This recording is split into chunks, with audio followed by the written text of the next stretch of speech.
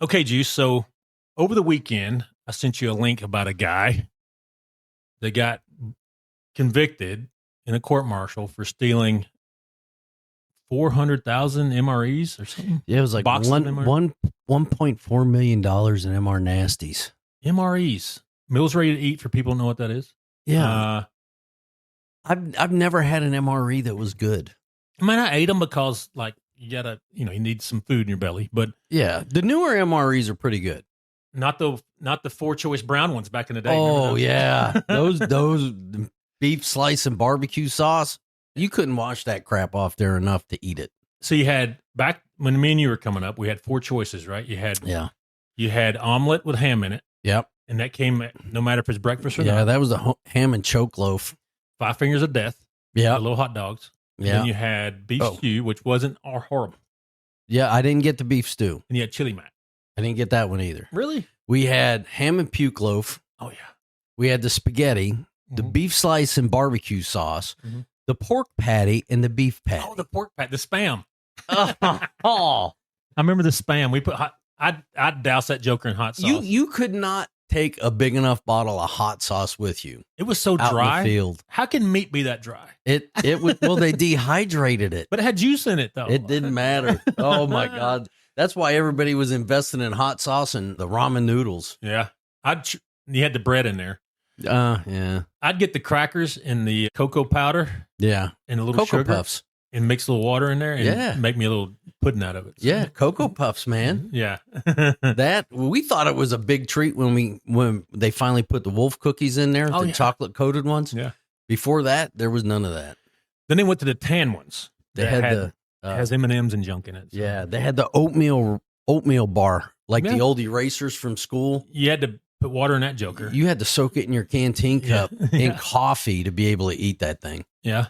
I drank the crap out of the coffee. I put it in my canteens. We always used to just hold it in the cheek like a dip. Yeah. Yeah. That'd be your cup of coffee in the morning. So. Yeah. Or when you're on fire watch. Firewatch. God. But yeah, this guy went down 20 years for stealing MREs. Well, he was pretty smart. Now, he was a Pogue actual when he was in the Army. He's a logistician. Yeah. Logistician. So, yeah. So he got out from military Pogue and went civilian Pogue. Right. And he knew the ins and outs of the game and how to scam it. Right. So he pretty smart the way he did it, but pretty illegal. So here's my thing. If I'm going down, it's going to be like over an F-18. I'm getting something good, and playing around with it. Yeah, not MR nasties. Although he wound up getting with somebody else who was selling him the civilian vendors. I mean, he was making a lot of money off it. But really, MR nasties? Yeah. Come on. I mean, I'm going to be selling M4s to Pakistan or something. Something good, Yeah. It'll be like, what was that movie, Lord of War? Yeah. Yeah. They were contract scammers. So, oh, yeah. That was back during the kickoff of the global war on terror when everybody got a contract. So everybody. Yeah. One of the funniest things. So I went to work for Blackwater right at, back in the day. All right. Out of the Marines. I was out for a few years and I went to. That was before the black mark. Right. Yeah. Before the black mark. Before they basically got screwed over on that deal. Yeah, they did. But anyways, we had a company there in Iraq called Custer Battles. Oh, I remember Custer Battles. Oh my God. They would take anybody. Yeah. They took guys out of the prison I worked at. We did a mission to the Australian embassy where we took a easy one, right? Where we took the American diplomat over to meet. We're there for about 4 hours hanging out. Yeah. Custer Battles rolls up with some Malaysian guy, diplomat. They got hired out to these foreign people, right? Yeah. And they had a guy standing there. We're doing personal security details. So we're in like khakis and a collared shirt and a pistol. Yeah. With the plates underneath. They roll up, look like they're getting ready to invade Poland. A guy had a crossbow slung over his back. A crossbow. What? Why? Why crossbow? I have no idea. That's the first I've ever heard of any of that. And they wanted to talk to us. Like, I'm not talking to you. Talk to you about what? I don't know. They're Americans on their bolts or what? They're Americans. So what? They look like dog crap. Personal security is 90% how you look. Yeah. You know what I mean? If you look professional, look serious. They're probably not going to attack you, kind of thing. Right. It's aesthetics. Yeah. And these guys look like a clown show. The cars they drove, I guess they were from Malaysia. So you had high profile details is what I started out on. Everybody does. Yeah. You got the shiny Suburbans, the lights and sirens going, the helicopters following you. Here we come. Attack if you want. We got a bunch of guns, right? And we washed the cars every day, made them look good. Everybody had to have haircuts. It was a big deal. And these guys roll up looking like Sanford's son. You know what I mean? I'm like, good Lord. Now, eventually I went to a low profile detail where we're driving beat up Mercedes-Benz. Oh, yeah. You got one or two cars. You're spread out, your low profile stuff. Yeah. That's when a bunch of money was changing hands. They didn't want it like, hey, we got money in here. Yeah, they don't want to draw that attention. But the other ones was like a news thing, like, hey, the news is there kind of thing. You know what I mean? But I don't know. It was interesting. Custer battles, man. They got killed a bunch. Oh, yeah. They did stupid stuff. Like, you get a thing that says, hey, don't go through the triangle of death today. Yeah. And we're like, what do they do? We're not going through. And they go through and get like 3 dudes whacked by V-beds. And then the after thing was like, we didn't get the news. Okay, it was on the State Department wire, which is public. Everybody gets it. You can look it up today. I don't know, man. It was a disaster. Yeah. There's a few companies over there that were like that. Right. But Custer Battles, that was a big standout right there. And then Blackwater got screwed because the owner, Prince, spoke out against Barack Obama. So, Obama. That was, they got in a gunfight and they handled their business. And they said, they handled it too mean. So whatever. Those dudes are out now. So, yeah. But they ruined their lives for like 8 or 9 years. Yeah. It was stupid. That's my story. Yeah. What were we talking about today, Juice? We were talking about how... Oh, the MRE guy. Yeah. But that goes back to the global war on terror, how crappy the contracts were at the beginning. So terrible. Yeah. I remember the first Humvees when they said, hey, we got all these Humvees with no armor. Yeah. And it was like those plates that they hung on the doors. Oh, yeah. I'm like, you got armor here, but there's an opening. There's a window with no armor. And there's none underneath. What do we duck down? Yeah. Now, the new ones they came out with are pretty good. That newer armor they got now is pretty sweet, but they had to invest some money in that. So I remember when they switched from the Jeep over to the Hummers, and they sent you through the basic Humvee course and the advanced Humvee course. Those vehicles, I wish I had one of the original Hummers just for around here. I went through that Humvee drive. Everybody had to go through the Humvee drive. That was a good course. It was a couple weeks long. Yeah. The whole intent was to break that machine and get it stuck. Yeah. And you learn how to pull each other out, all that stuff. Yeah. That advanced course was phenomenal. Yeah. At first I was like, oh God, here we go. But it was a good, because Motor T guys ran it. I was like, oh, it's the Motor Nasty guys. Yeah. But they knew those trucks, man, and what their capabilities were, and they taught a good class. We had a guy from, I think, GM came down and taught the class in Pendleton. Yeah. Man, that thing. I wish I had one. Yeah. The old ones. They changed motors in them, and they went to crap. And they changed transmissions, and they went to crap. The old ones, man, you could just beat the daylights out of them. And they would get up some kept speed. Going. Yeah. Oh, yeah. But, now they've tightened up. If you ever get in the government contracting side, the amount of paperwork and checks they do on you now, it's because of people like Custer Battles and MRE, dude. You know what I mean? Yeah. We had a Marine he got 8 years in the brig for stealing and selling socket sets out of the Motor T. Good ones. Nice. About $1 million worth. You can't hate that entrepreneur. Yeah. You really can't. So some mechanic shop out in Jacksonville noticed serial numbers on the things, on the handles and the sockets. Oh. Which if you go buy these from Lowe's, they don't have that. Right. And he goes, hey, what's this all about? So he talked to one of his Marine buddies, and he goes, hey, that's from the motor pool. And that's how it all started. I'm sure NCIS. It used to be NIS, but I guess they hammered them then. Every piece of metal gets a serial number in the military. So yeah. And that's how that kid got busted. But it took about 3 years. So that's crazy. He made a lot of money. He was from the 8th Com motor pool. 8th Com around the corner from us down there. Yeah. So. Were you guys still out at Onslow Beach? We were at French Creek. Yeah. Yeah. I was at Second Force Recon Company, which was at French Creek, and then Second Recon Company was at Onslow Beach. and the double tornadoes messed their buildings up, and they moved to French Creek for quite a while. When did they move you guys to French Creek? Because when I was there, all you guys were out at Onslow Beach. That would have been 88 or 89 or something like that. It was before I got there. Yeah. Yeah. Because I got there in 95, and it was at French Creek. Second was. And then the next year after those big-ass hurricanes, they moved Recon Company out there. Oh, they had to move them out there after 93 because they were still out at Onslow Beach. Yeah. And now the buildings are out there. We used to go out there and train in them and stuff. But and then they built a whole new compound for Force and Recon Battalion at Courthouse Bay. They kicked the AAB dudes out and built a nice one out there. Yeah. And we started deploying under the detachment concept, which was leading up to MARSOC. And then I got out, but I wasn't there when MARSOC started. But that was kind of, they were testing that concept out, the 40-man detachment. See what you missed? You were going to go MARSOC. You know you would have. Well, the first MARSOC dudes were the Force companies. They said, "Hey, congratulations, you're MARSOC." So, so they already would have been there. They already had the direct action skills and the surveillance skills. So like, here's our guys. You know what I mean? So now they do a selection. Well, we did selection then. You had your NDOC, and then you did 3 weeks of RIP, which was awful. And then you went to the basic recon course. And I think the MARSOC guys do 3-week selection. Yeah. And then they go through their just different names. They go through their training courses, which BRC is included in it. You know what I mean? So it's kind of the same thing, but it's more structured and more money now. So what it is, but it was fun. But yeah, we had a bunch of thieves, man. Imagine that. MREs though, I'm not going to jail for MREs. No, neither am I. I want to go for something really good. Yeah, MR nasties. Not socket sets either. No, I want a F-18. I want guns to the. Yeah, it's got to be something really, really good. Where they can write. I want to make a movie about it. You know what I mean? Like, I'm in prison. So yeah. Be popping into jail. You know what I mean? So, well, that took 12 minutes just to get through that.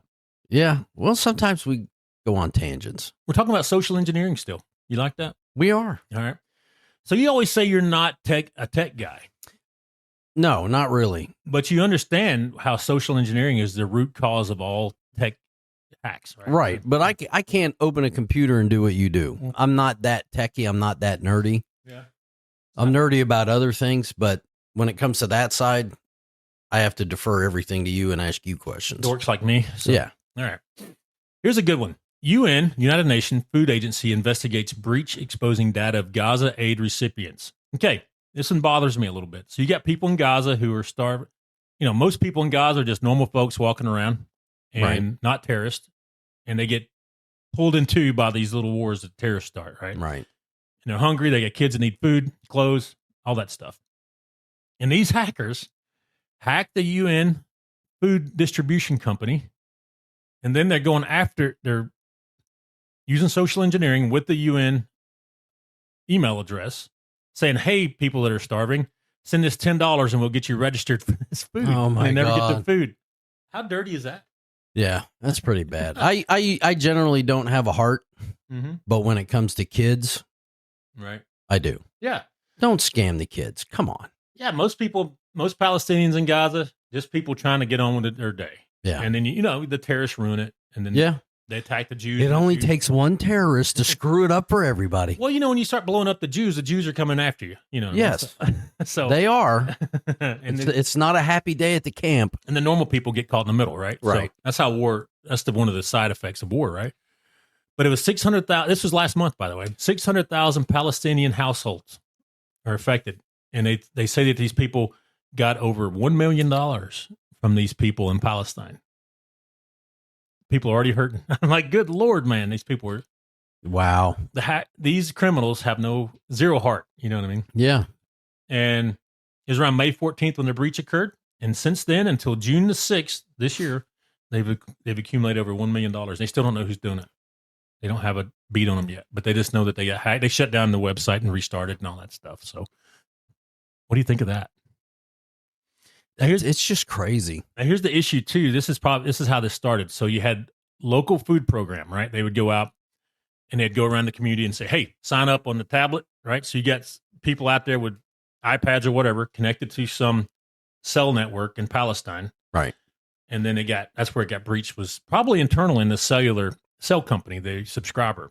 There's breaches that happen that way too. So you got AT&T internal employee gives up some information for money to an outside agency, and they have access to AT&T's data. That's kind of how this went down. Right. So what do you think of that way? It's crazy. It's just so easy for them to do. We trust Google with a lot, right? Too much. Way too much. I spend a lot of money with Google through ads and different things, right? Right. They got a lot of my information, and I'm trusting a Google. How many employees does Google have? Oh, there's no telling. Is it 1 million? I don't know. I don't know. One of the largest, has to be one of the top 10 largest companies in the world, right? If you can keep your job there, because they lay everybody off and then rehire people. And so they're mostly contractors now. Yeah. It's even worse. Yeah. So they hire some contractor out of India to manage my data.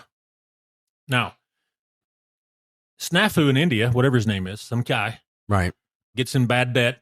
So some Russian guy, hey, Snafu, I want to pay you $100,000 for all your login details. Go. How easy is that? Yeah. And he's got access to all of Google's stuff, including mine. Yeah. So that's what we call it, a subscriber hack. So it happened at Verizon a few years back. I don't know if you remember that. So yeah, they had some internal people give up some data. They've all had it where people have given up intel. Right.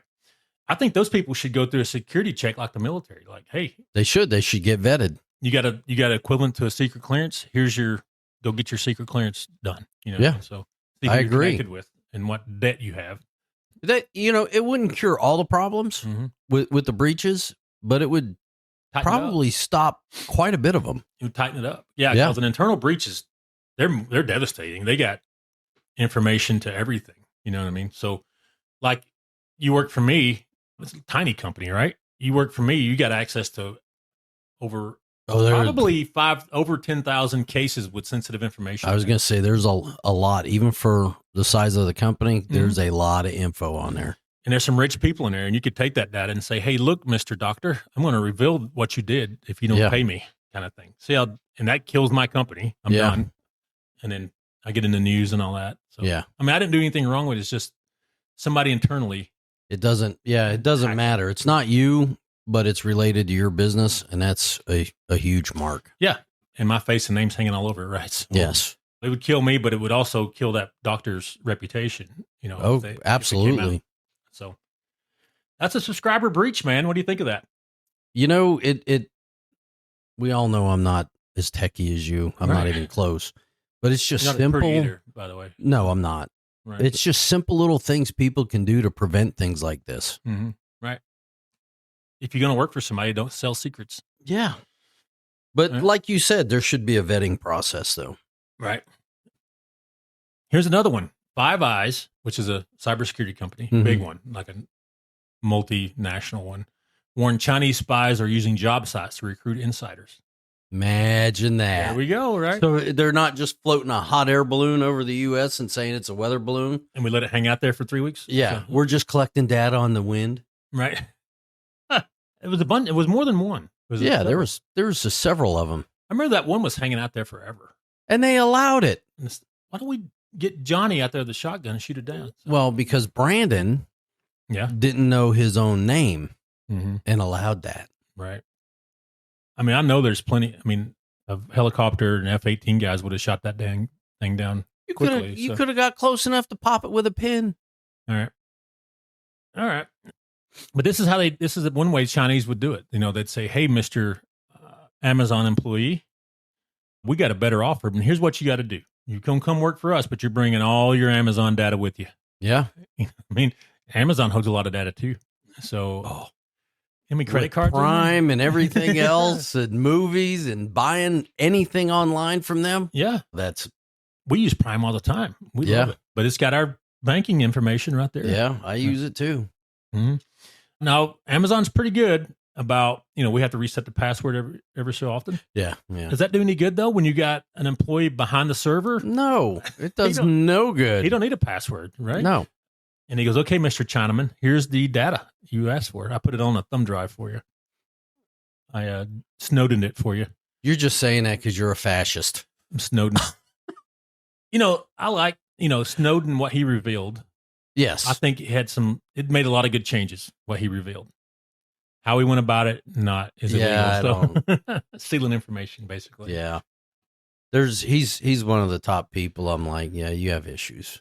Now, some of the stuff he revealed, though, was legit. Like, okay, we need to make changes here. Yeah, and I get that. But he wasn't, what was his name? Bo Bergdahl? Bergdahl. Yeah. You know? But people got killed looking for him, by the way. Yeah, so. Exactly. And some of them wound up being in wheelchairs for their life till they passed away. Yeah. Because of that scumbag.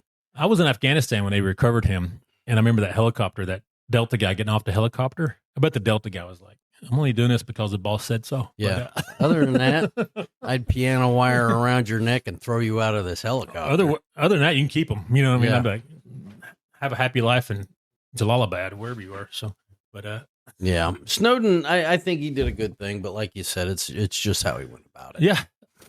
You know, you can't steal state secrets and all that, even though it's bad. There's other ways to do it. That's where the whistleblower protection stuff's come about and all that. So. Yeah. Now, if he comes back to the United States, you think he'll be arrested? Yeah. They got some questions for him. Yeah. So I don't know. He may not get as much of a punishment as he would have back when it initially happened, but he's going to be punished. He's still going to have to, pay the piper. Yeah. Because it's not about what he revealed. It's going to be the how he revealed the crux of the crime, right? Yeah. You stole something. I don't care if it's a toaster or data. Considered intent. Yeah.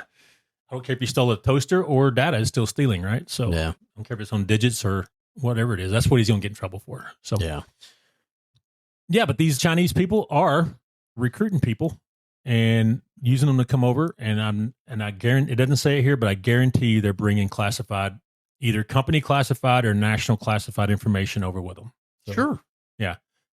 Now, what happens if the Chinese recruit me?